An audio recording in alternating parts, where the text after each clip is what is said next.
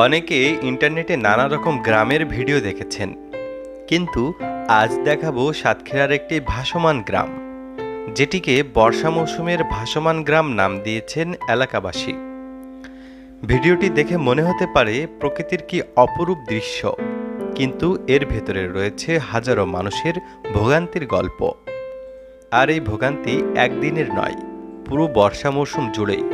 বলছি সাতক্ষীরা পৌর এলাকার ৩ নম্বর ওয়ার্ডের কুলিনপাড়া, সর্দারবাড়ি ও বসতিপাড়া এলাকার কথা।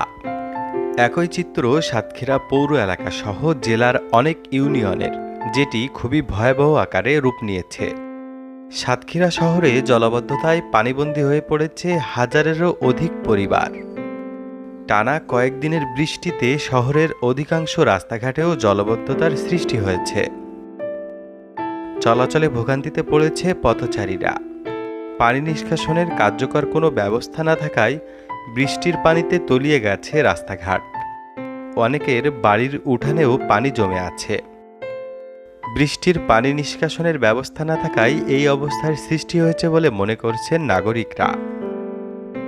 পৌর এলাকার এই ভাসমান গ্রামের মানুষেরা মুক্তি চায় এই দুর্দশা থেকে।